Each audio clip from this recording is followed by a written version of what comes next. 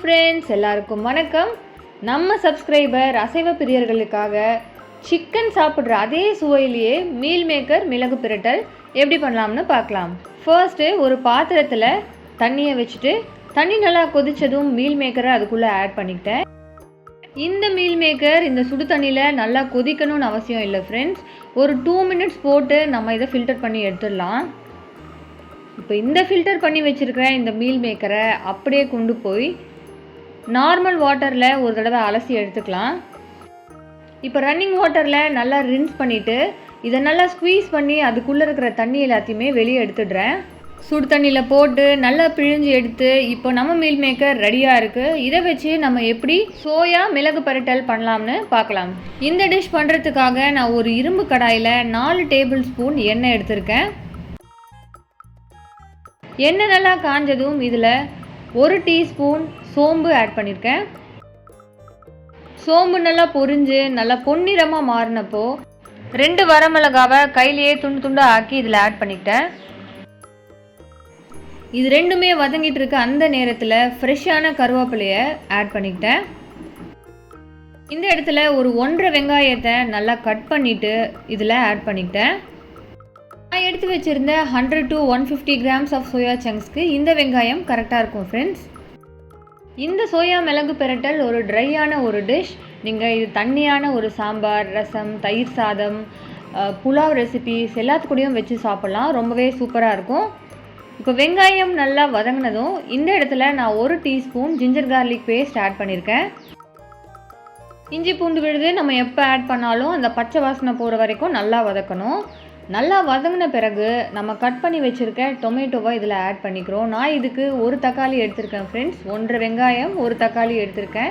இந்த ரேஷியோவில் இது ரெண்டுத்தையும் எடுத்து நல்லா வதக்கிட்டு இருக்கேன். கொஞ்சம் வதங்கிறதுக்காக கொஞ்சமாக சால்ட் அண்ட் டர்மரிக் பவுடர் நீங்கள் வேணும்னா ஆட் பண்ணிக்கலாம். வெங்காயம் தக்காளி நல்லா வதங்கின பிறகு நம்ம 1 டீஸ்பூன் சில்லி பவுடர், 1 டீஸ்பூன் தனியா powder and 1 teaspoon garam masala இது மூணுத்தையுமே ஈக்குவலான ரேஷியோவில் ஆட் பண்ணிக்கிறேன். இந்த ஸ்டேஜ்லேயே இந்த டிஷ்ஷுக்கு தேவையான அளவுக்கு உப்பு ஆட் பண்ணிட்டேன். இப்போது நம்ம ஆட் பண்ணியிருக்கிற இந்த ட்ரை இன்க்ரீடியன்ட்ஸ் எல்லாமே கொஞ்சம் கிரேவியாக வரணுன்றதுக்காக தண்ணி கொஞ்சம் கொஞ்சமாக ஆட் பண்ணிக்கிறேன். நமக்கு தேவையான அந்த கன்சிஸ்டன்சி வர வரைக்கும். இந்த ஸ்டேஜில் நம்ம வார்ம் வாட்டரில் சோக் பண்ணி நல்லா ஸ்குவீஸ் பண்ணி க்ளீன் பண்ணி வச்சுருந்த அந்த சோயா சங்க்ஸை இதில் ஆட் பண்ணிக்கலாம். இந்த சோயா சங்க்ஸ் 2 சைஸில் கிடைக்குது ஃப்ரெண்ட்ஸ். ரொம்ப சின்ன சைஸ்லேயும் கிடைக்குது, மீடியம் சைஸ்லேயும் கிடைக்குது. உங்களுக்கு எது வேணுமோ அதை வாங்கிக்கோங்க. இந்த சைஸ் உங்களுக்கு பெருசாக தோணுச்சுன்னா இதையே கூட கட் பண்ணி ஆட் பண்ணிக்கோங்க. நாம் ரெடி பண்ணி வச்சுருந்த அந்த கிரேவியில் நல்லா ஃப்ரை பண்ணிக்கோங்க.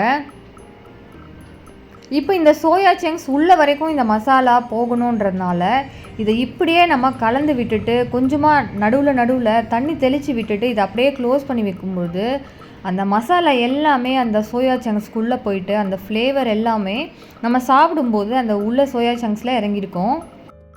ஸோ இப்படியே நான் சொன்ன மாதிரி ஒரு 2 மினிட்ஸ் க்ளோஸ் பண்ணி ஓப்பன் பண்ணுங்கள் ஃப்ரெண்ட்ஸ். நடுவில் ஒரு 2 தடவை தண்ணி தெளித்து க்ளோஸ் பண்ணி வச்சுருங்க. அந்த ஸ்னிப்பெட் எனக்கு மிஸ் ஆகிடுச்சு. ஸோ நீங்கள் அந்த ஸ்டெப்பை மறக்காமல் பண்ணிக்கோங்க. 2 மினிட்ஸ் கழித்து நான் ஓப்பன் பண்ணி நல்லா க்ரஷ் பண்ணி வச்சுருந்த இந்த பெப்பரை இது மேலே தூவி விட்டுட்டேன். ஆல்மோஸ்ட் ரெடி ஆகிடுச்சுன்ற சமயத்தில் நம்ம நல்லா இதை ஹை ஃப்ளேமில் வச்சுட்டு ரோஸ்ட் பண்ணிட்டோன்னா பார்க்குறதுக்கே ரொம்ப சூப்பராக இருக்கும். இந்த சமயத்தில் நம்ம ஃப்ரெஷ்ஷாக எடுத்து வச்சுருந்த கருவேப்பிலையை கார்னிஷ் பண்ணிவிட்டு ஸ்டவ் ஆஃப் பண்ணிடலாம் ஃப்ரெண்ட்ஸ். அவ்வளோதான், சோயா மிளகு பிரட்டல் நமக்கு ரெடி ஆகிடுச்சு. ரொம்பவே சிம்பிளான பிகினர் லெவல் ரெசிபி. இந்த வரமிளகா, சோம்பு, ஃப்ரெஷ்ஷான கருவேப்பிலை, கரம் மசாலா இது எல்லாமே நம்ம ஆட் பண்ணதுனால ஒரு சிக்கன் மட்டன் சாப்பிட்ற ரேஞ்சுக்கு இருக்கும். இந்த டிஷ் நான் கிரியாவோட லஞ்ச் பாக்ஸ்க்காக பண்ணியிருந்தேன்.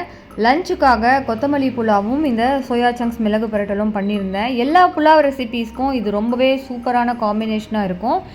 நீங்கள் இதை சாப்பாட்டுக்கு பிசைஞ்சு சாப்பிட்ற மாதிரி வேணும்னா வெங்காயம் தக்காளி இன்னும் கொஞ்சம் எக்ஸ்ட்ராவாக ஆட் பண்ணி கூட பண்ணிக்கலாம். இது மிளகு பிரட்டல்ன்றதுனால நான் கொஞ்சம் சுக்கா ஸ்டைலில் பண்ணியிருக்கேன்.